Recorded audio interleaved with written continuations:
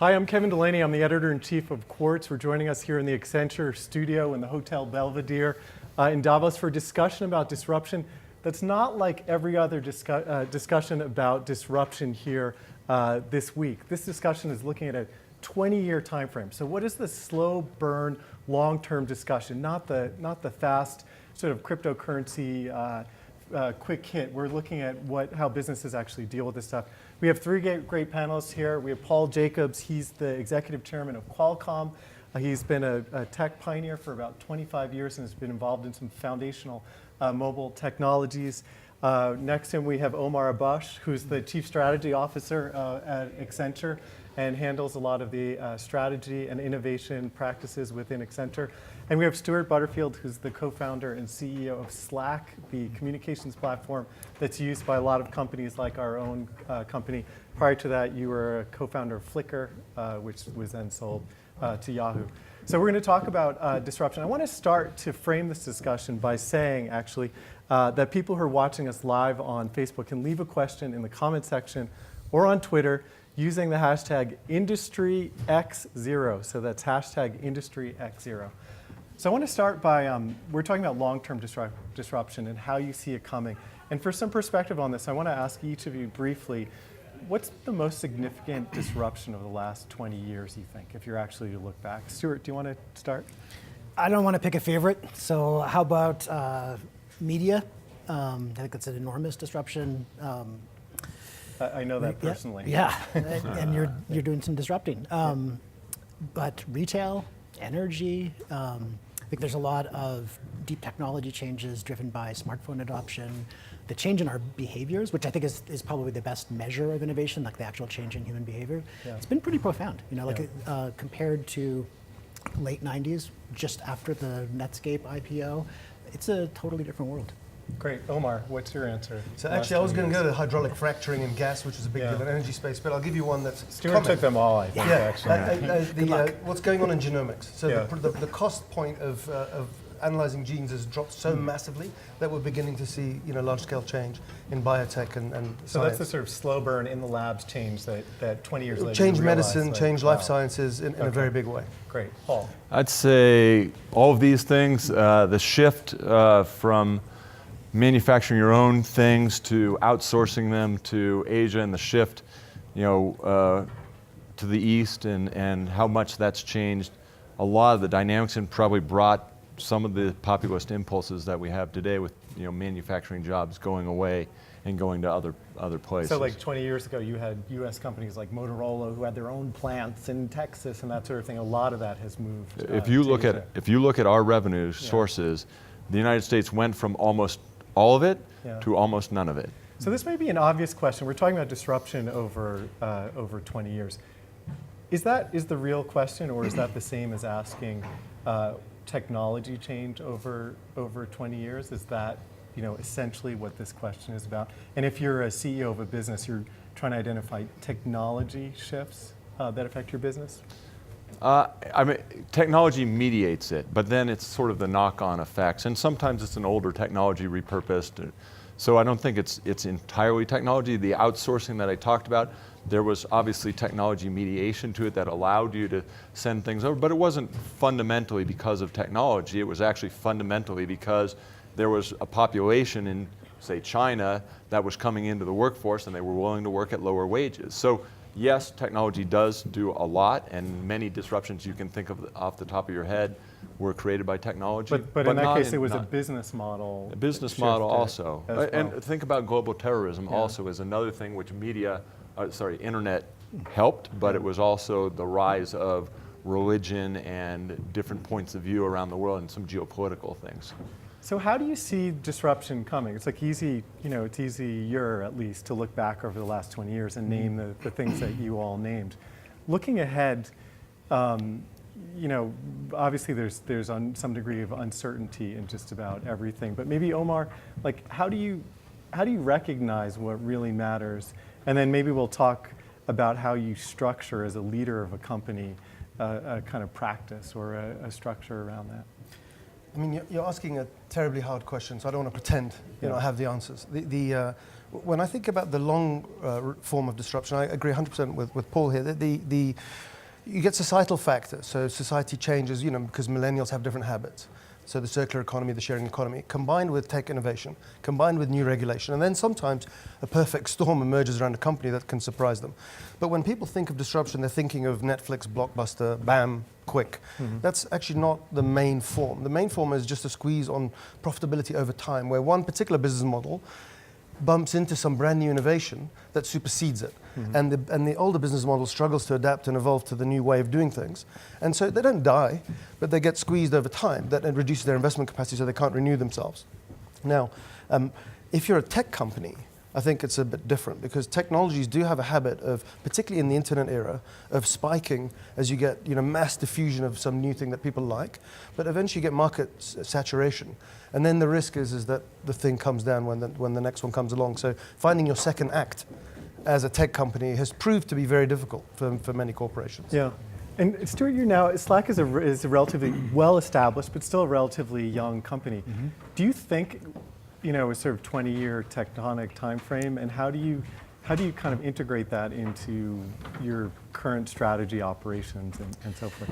The integration part is a little bit harder, but we definitely try to learn the lessons of history and put things into an appropriate context. So we think we're in the early parts of a 100-year shift in how people communicate. Telegraph was a really big change. Print was a really big change. Going way back. Yeah, but I think there's a... The Western Union, we could go back even farther. Yeah.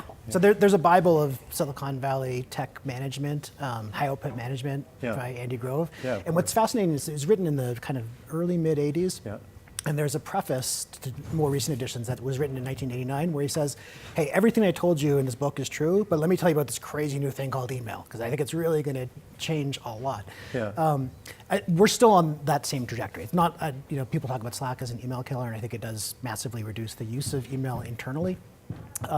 But we're not done. This is not the end of this transition, and humans' use of computing technology to facilitate interaction is just beginning. And the 100-year trend that you're talking about is a shift in communication.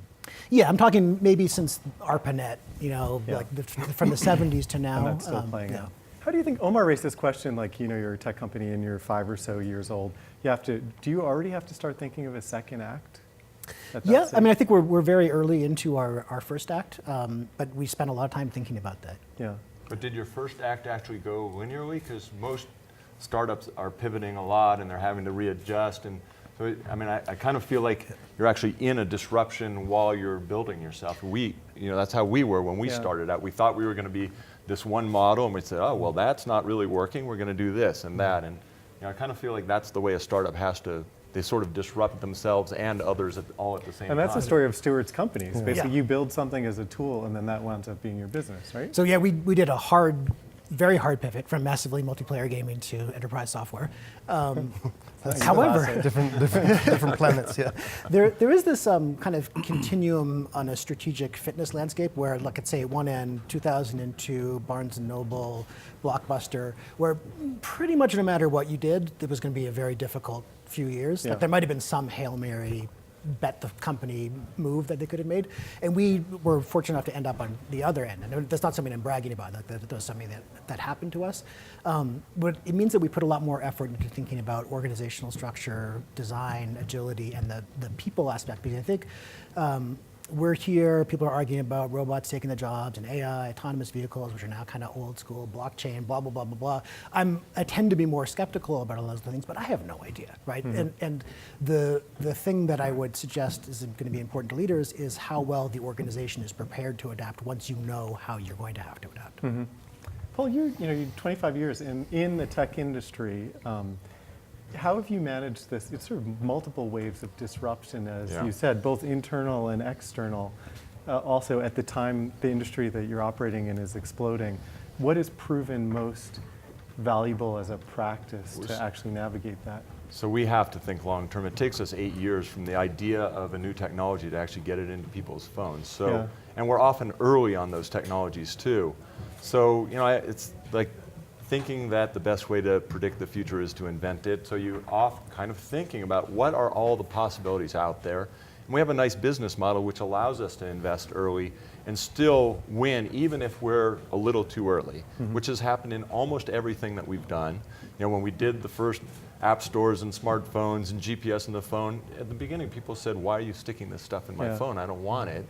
And then all of a sudden it crystallized around the smartphone and everybody wanted more and more and more. So there's that kind of thing. And then, you know, just on the personal level, you sit and think about all these very long-term issues. I mean, I was sitting in a 800-year-old castle at an AI conference, and all of a sudden I had this visceral feeling. Because like, that's where all the AI conferences are. no, I mean, this was a very special one, but I had this visceral feeling like 800 years. Wow, I don't really think that far out in the future. Are humans even going to be around in 800 years, or are we going to have done ourselves in, or the AI is going to do us in? Or, I mean, when you start thinking that long, you can have some crazy ideas, and then you scale it back in, and you start thinking, okay, well, if that's out there, what is the trend? And just a sort of side question, because you raise it in a way, is do you believe in the leadership mantra that everyone needs to make mistakes? Leaders need to be comfortable, fail fast, My motto is it's okay to make mistakes as long as you don't make a career of it.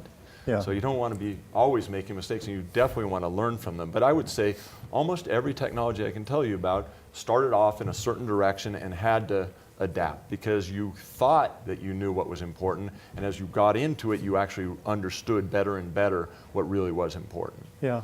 Omar, there's lots of, like, in the business, you know, Stuart mentioned Andy Grove's book, Innovator's Dilemma is another one. And there's lots of literature out there in the kind of business strategy canon. And a lot of it is actually not super encouraging for business leaders in the sense that, you know, my takeaway from a lot of these books is you can do everything right and still be eaten alive by a disruptor who nibbles at the low end of your market, and before you could, you know, conceivably react, has stolen your business away from you. How do you think about disruption as an is it just inevitable sometimes for businesses? I mean, well, so firstly, exactly as you said with, you know, we're from ARPANET going forward, you can go back to whale oil and electricity, you can go to refrigeration, ice farming, you can go to the car and the guys driving 800 horses. years, so you need to keep going back. Yeah, so 800 years, I'm not good enough for that. But you know, so the point is disruption is not new. Yeah. And it is inevitable. Yeah. So the question is can leadership do something or not? Now, so actually, The Innovator's Dilemma, I think, is a great book. And it does nail it. The trick though is don't fall too in love with your core business model that delivers 98% of your profits today. Yeah. Because when you're in love with it, it's very hard to move away from it. Yeah. So doing everything right in what? In the core business model. Yeah. But the model may be changing around you. So the question is, can I see that? And can I do the right things? And so, you know, you say, do you have to fail? You know, in corporations, we hate failure because our cost of capital is very low. Yeah. Now, so therefore, can I fail in the right way? Can I run experiments and understand when I ought to stop, you know, and not damage the company? And not make 8-year cycle mistakes. That would be hard. Yeah. But the trick, though, is to find those new business models. And the only way you're going to do that is actually to work with an innovation ecosystem out around you. No one of us has the genius monopoly and all the best ideas. So you have to constantly be connected to the outside world and good at interacting with it. And then you need a method for driving that innovation into the corporation that actually matters. So, you know, Eric Ries's book, you know, all the academics, singularity guys, they all say do it at the edge. And I mean, I like that because, of course, HR and finance will try and kill it if you do it in the core. The problem with that, though, is if you do it at the edge, it's never material to the core, and you don't change the core. And I have seen precious few examples of companies that do something really at the edge that scales enough to be material to the core so that the core can die. Yeah.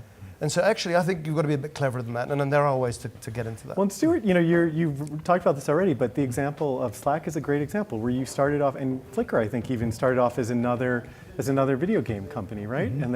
And then you pivoted to do that. One question I have is, to what extent do the structural models for both big companies and startups accommodate the 20-year view? And so in your case, sitting out in Silicon Valley, I guess one of the things I would ask is, do entrepreneurs feel pressure to not take that view, to not pivot, to not fall out of love with, you know, their sort of starting business plan, basically? Yeah, there's very contradictory messages for entrepreneurs. So one is you got to believe, got to have perseverance, got to have grit, got to push through, got to keep going. Yeah. On the other hand, making judicious choices about when to back off of something that's not working is obviously very important and something that we were fortunate enough to make the right decisions on.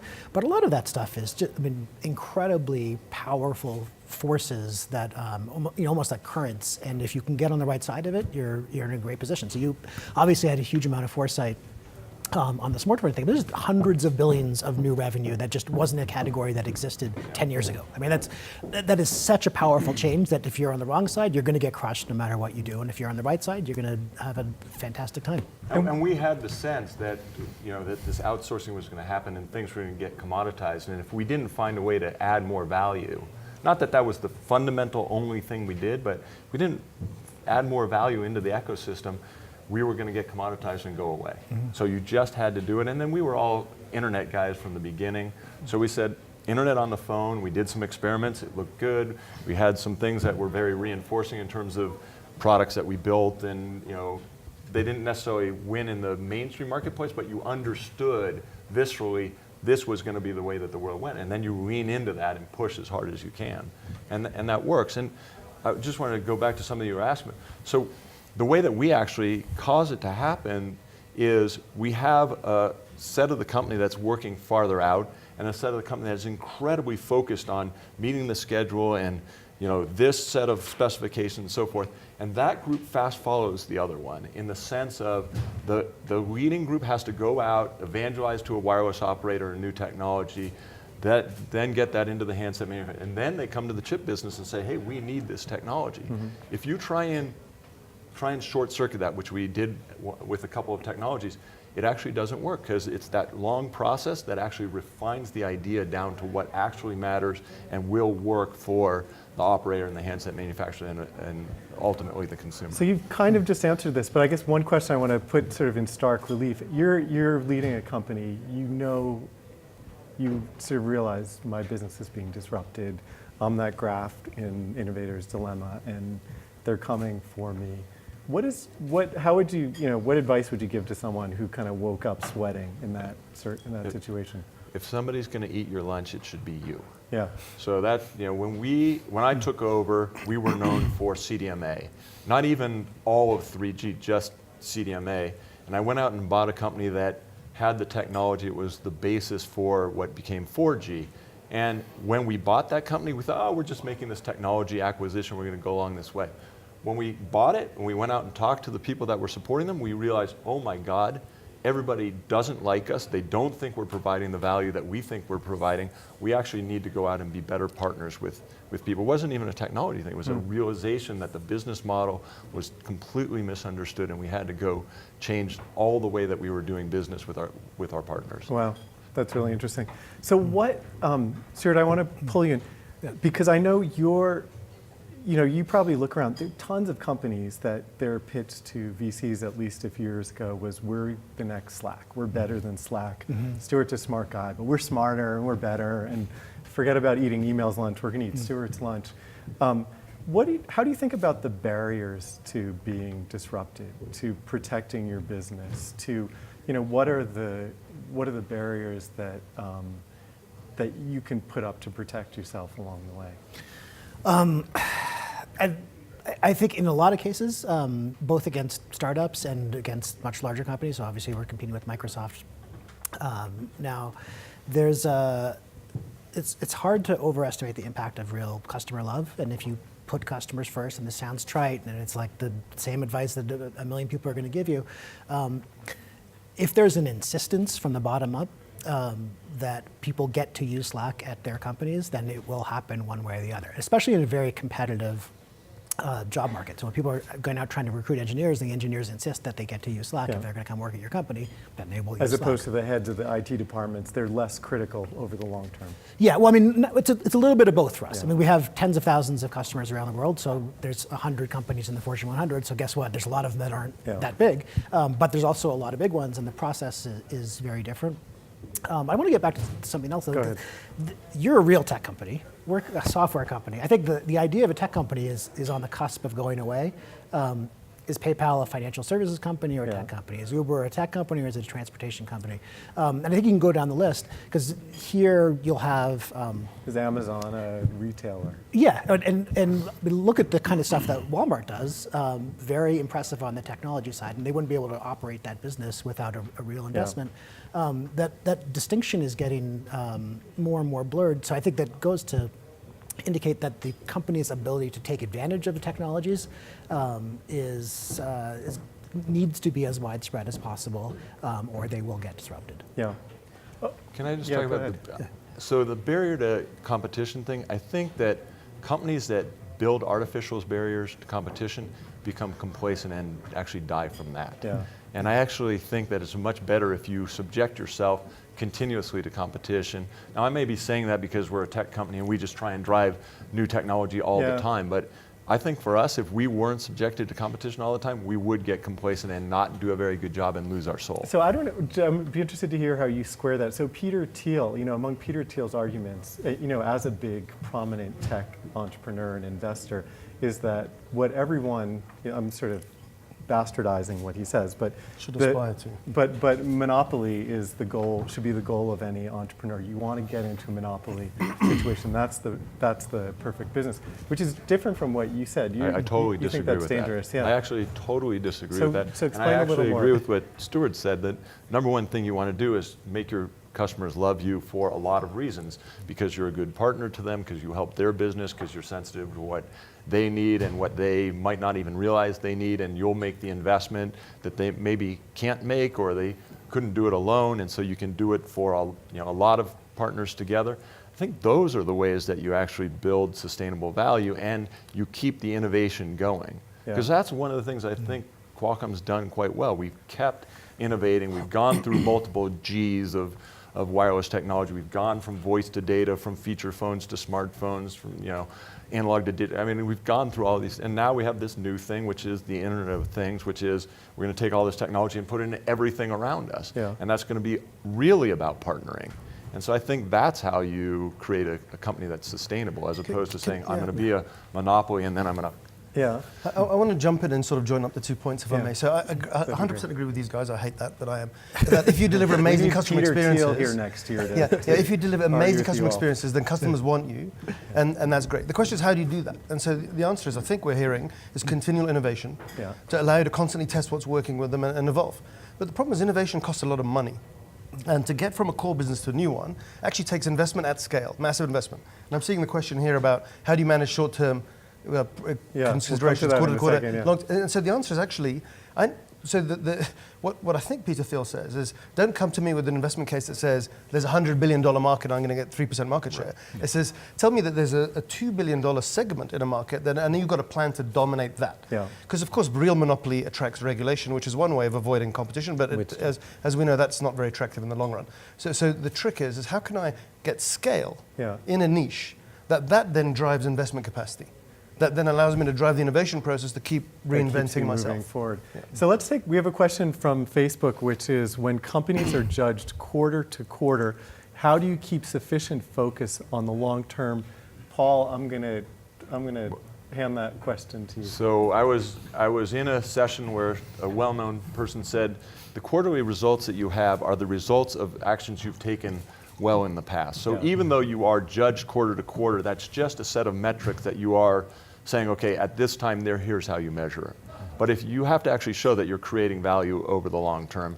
And if you look at our stock, it's gone up and down because of various events, but in the long term, we've created value, we've returned value to the people who have invested in us, and we've created other industries around us. And so I think that you have to continue to make that case. And certainly, we're in situations all the time where you get tested on that. What is your resolve to continue to invest? But as I said, for me, coming up with an idea and getting it into a handset, it's probably 8 years. That's a very long-term investment. And Yeah. if you're not going to make those investments, you're not even going to play in the industry. And in theory, your investors understand that time frame, except when you have activist investors who are pushing for various. We had an activist investor a couple of years ago, and they actually even understood it as well. Really? I think that they were aligned with almost everything that we agreed with, and the only question that we really had between what they had proposed up front and us was, should we split the company up? Should chipsets and licensing be together?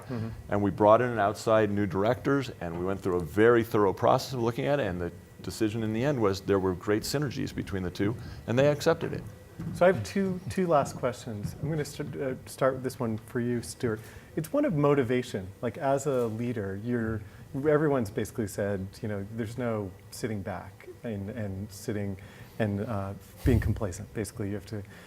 The question is, like, how are you as a leader motivated for that? And I guess part of it is, how do you motivate your teams in terms of, you take a victory lap and then you're on to the next lap. You can't, the game is never over. How do you handle it? I'm not even a victory lap taker in general.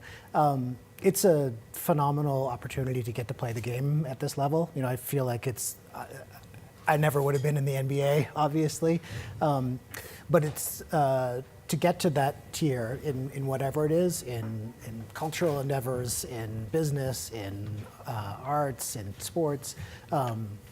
It's a great opportunity, and I would just want to see, like, what else am I going to do with my life? But push as hard to see. And what how about much your I can do. teams? How do you transmit that to your teams, who you're asking to sort of constantly?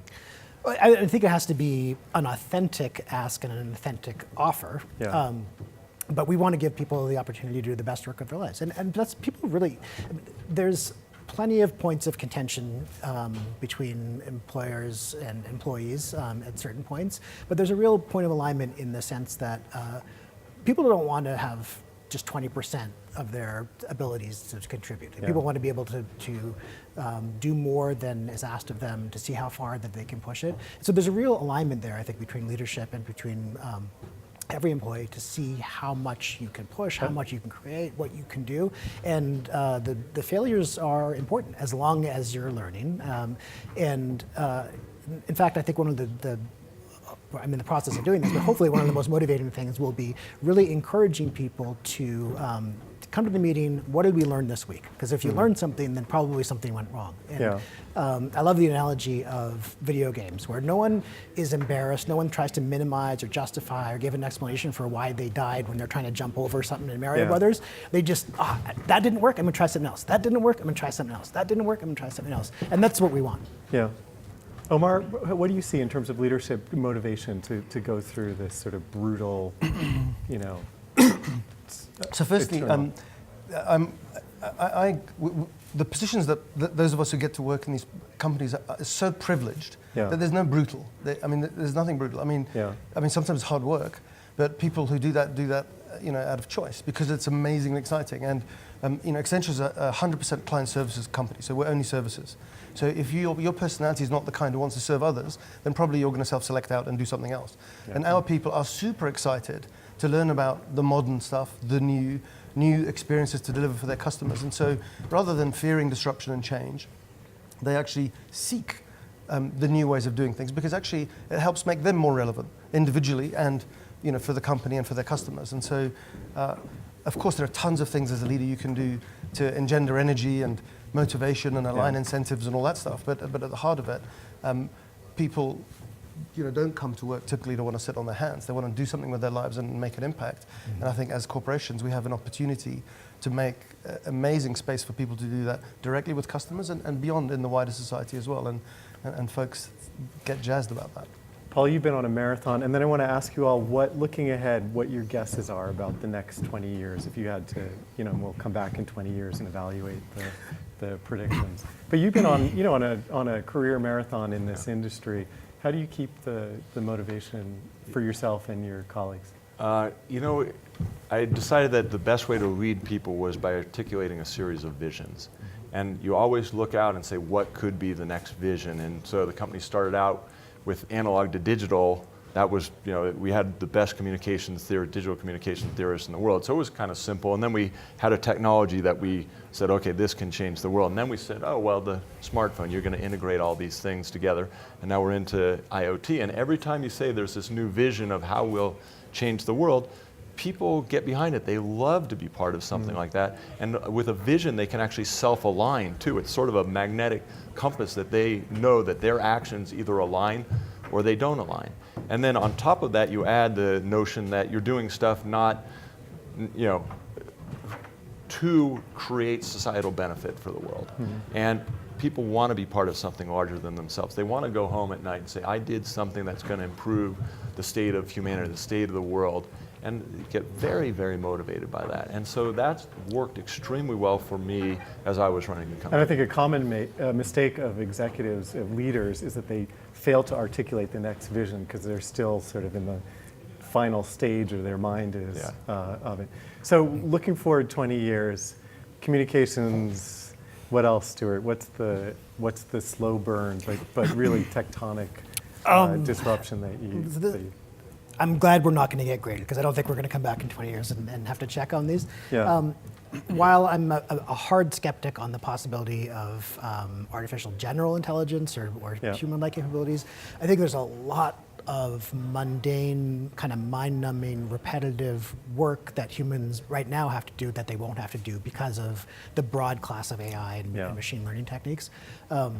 Think about what it would have been like to do some sensitivity analysis in 1978, the year before spreadsheets came out, and it was real work. And to the extent that you couldn't even really do it, I think we'll see that kind of change applied to the roles, marketing, IT, legal, finance, just like a much broader set of capabilities where software is augmentative to human cognition. Yeah, and it'll speed things like someone was telling me today about the pharma approval cycle.